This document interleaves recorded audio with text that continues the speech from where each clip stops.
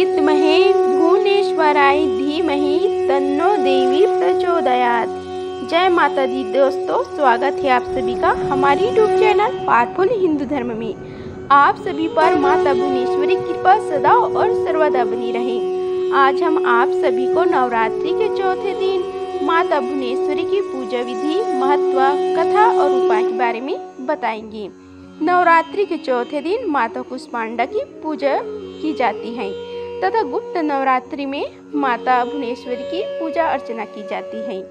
आइए जानते हैं गुप्त नवरात्रि के चौथे दिन माता भुवनेश्वरी की बारे में। गुप्त नवरात्रि में साधक माँ के 9 रूपों के साथ साथ 10 महाविद्याओं की भी पूजा करते हैं।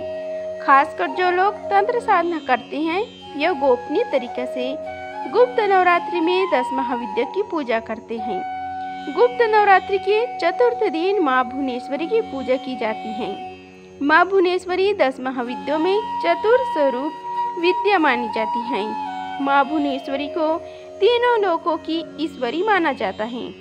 माँ भुवनेश्वरी साक्षात पूरे संसार को धारण करती है और इसका पालन पोषण करती है।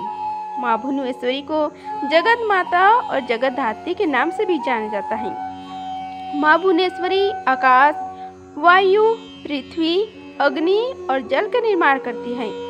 शास्त्रों में माँ भुवनेश्वरी को मूल प्रकृति कहा जाता है। शास्त्रों में बताया गया है कि माँ भुवनेश्वरी भगवान शिव के वाम भाग में विराजमान रहती हैं। इनकी पूजा करने से ऐश्वर्य की प्राप्ति होती है और जीवन की सभी समस्याएं दूर हो जाती हैं। माँ भुवनेश्वरी की पूजा करने से मनुष्य की सभी मनोकामनाएं पूरी होती हैं। आइए जानते हैं अब हम माँ भुवनेश्वरी के स्वरूप के बारे में। माँ भुवनेश्वरी को शक्ति और सृष्टि क्रम में महालक्ष्मी स्वरूप माना जाता है। आदिशक्ति भगवती माँ भुवनेश्वरी की भगवान शिव की सभी लीलाओं में उनकी सहचरी है। माँ भुवनेश्वरी के स्वरूप बहुत ही सौम्य है और इनके समस्त अंग में कांति से परिपूर्ण है। ये अपने सभी भक्तों को अभय और समस्त सिद्धियां प्रदान करती है। माँ भुवनेश्वरी को 10 महाविद्याओं में चौथा माना गया है तथा देवी पुराण में बताए गए हैं कि मूल प्रकृति का दूसरा नाम भुवनेश्वरी है। माँ भुवनेश्वरी की श्री अंगों से प्रातः काल के सूर्य के समान आभा निकलती रहती है। माँ अपने मस्तक पर चंद्रमा का मुकुट धारण करती है। इनके 3 नेत्र हैं और इनके मुख पर हमेशा मुस्कान छाई रहती है। माँ भुवनेश्वरी देवी के हाथों में पास, अंकुश, व्रत तथा अभय मुद्रा विराजमान रहती है। आइए जानते हैं अब माँ भुवनेश्वरी की पूजा विधि के बारे में। गुप्त नवरात्रि में माँ भुवनेश्वरी की पूजा करने के लिए सबसे पहले स्नान करने के पश्चात स्वच्छ वस्त्र धारण करें।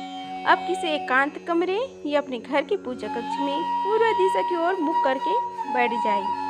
पूजा में बैठने के लिए हमेशा सफेद ऊनी आसन का प्रयोग करें। अब अपने सामने एक लकड़ी की चौकी रखकर उस पर गंगा जल छिड़ककर उसे शुद्ध कर लें। अब चौकी पर सफेद रंग का कपड़ा बिछाकर उस पर एक प्लेट रखें। अब प्लेट में रोली से त्रिकोण का निर्माण करें।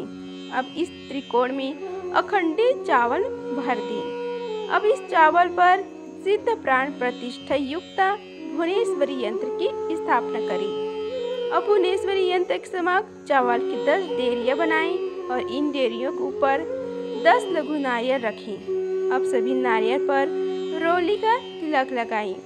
इसके पश्चात भुवनेश्वरी यंत्र के समक्ष शुद्ध घी का दीपक प्रज्वलित करें और यंत्र का पूजन करें और ध्यान करें।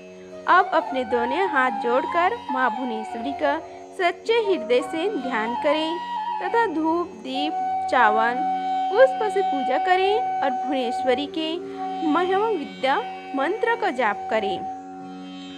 उद्दीन धुति नीदुम किरीटम तुंग कूचम नयन त्रयुक्तक्राम स्मेर मुखी वरदांग कुशपास भीतिकरम प्रभजे भुवनेश्वरी।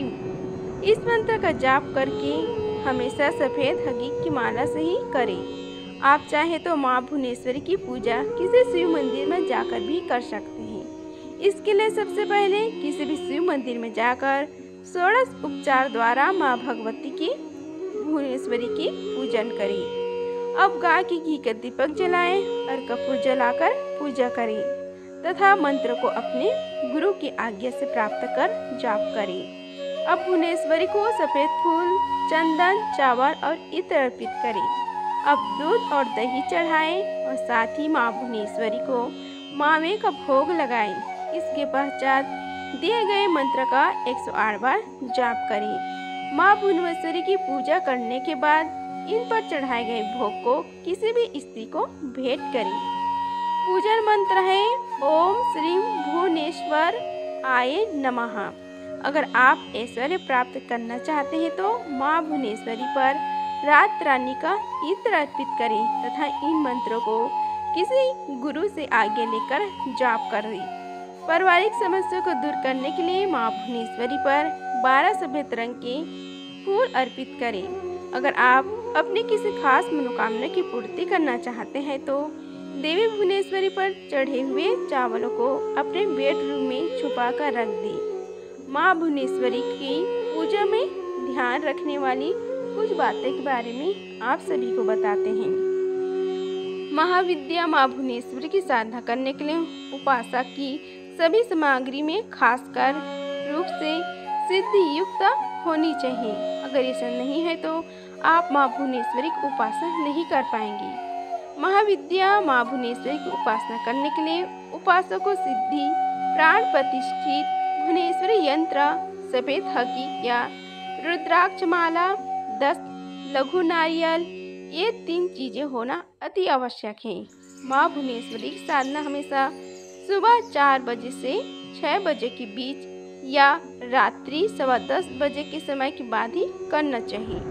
माँ भुवनेश्वरी की पूजा करने के बाद भुवनेश्वरी कवच का पाठ अवश्य करना चाहिए। माँ भुवनेश्वरी की यह साधना 11 दिनों की होती है। माँ भुवनेश्वरी की साधना करते वक्त उपासक को पूरी आस्था के साथ सभी नियमों का पालन करना चाहिए। साधक को माँ भुवनेश्वरी की साधना से जुड़ी सभी जानकारियों को पूर्ण रूप से गोपनीय रखना चाहिए, नहीं तो पूजा सफल नहीं होती।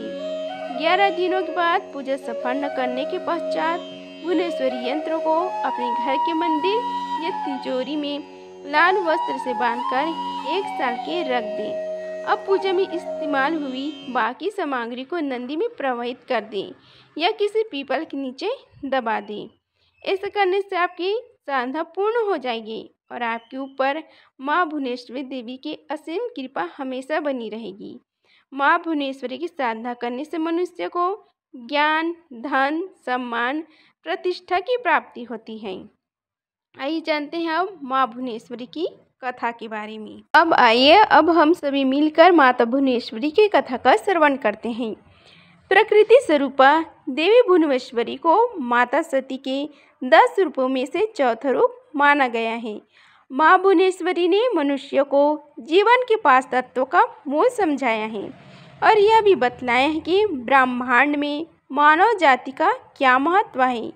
भुवनेश्वरी शब्द 2 शब्दों के मेल से बना हुआ है, भुवन और ईश्वरी, जिसे इस भुवनेश्वरी का अर्थ बनता है समस्त संसार के ऐश्वर्य की दात्री। परंतु क्या आप जानते हैं कि माता भुवनेश्वरी की जन्म के साथ कौन सी कथा जुड़ी हुई है? अगर नहीं जानते हैं तो आइए आज हम आप सबको माँ भुवनेश्वरी की कथा का श्रवण कराते हैं। पौराणिक कथा के अनुसार एक बार दुर्गा नामक दैत्य के अत्याचार से त्रस्त होकर देवताओं और ब्राह्मणों ने भगवती की आराधना करने का निश्चय किया। तब उन्होंने इस उद्देश्य से हिमालय की ओर प्रस्थान किया और वहां जाकर सर्व कारण स्वरूपा भगवती भुवनेश्वरी की आराधना की। उनकी आराधना से प्रसन्न होकर भगवती भुवनेश्वरी प्रकट हुई। देवी भुवनेश्वरी का वह स्वरूप मंत्रमुग्ध कर देने वाला था। उन्होंने अपने हाथों में बाण, कमल का पुष्प तथा शाक मूल धारण किया हुआ था। देवताओं और ब्राह्मणों की विनती सुन तब माता ने अपने नेत्रों से अश्रु की सहस्त्र धाराएं प्रकट की। इस जल से भूमंडल के सभी प्राणी तृप्त हो गए। समुद्रों तथा सरिताओं में भी पर्याप्त जल भर गया और समस्त औषधियों की सिंचाई हो गई। माता भुवनेश्वरी के हाथों में शाखों और फल फूलों के होने के कारण वह देवी शताक्षी तथा शाकंभरी के नामों से भी विख्यात हुई। देवी भुवनेश्वरी ने ही दुर्गमासुर का संहार कर उसके द्वारा अपहृत वेदों को पुनः देवताओं को सौंपा था। इसी घटना के पश्चात भगवती भुवनेश्वरी दुर्गा के नाम से भी पूजित हुई।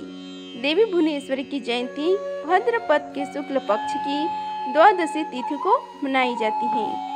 इस प्रकार माता भुवनेश्वरी की कथा समाप्त हुआ।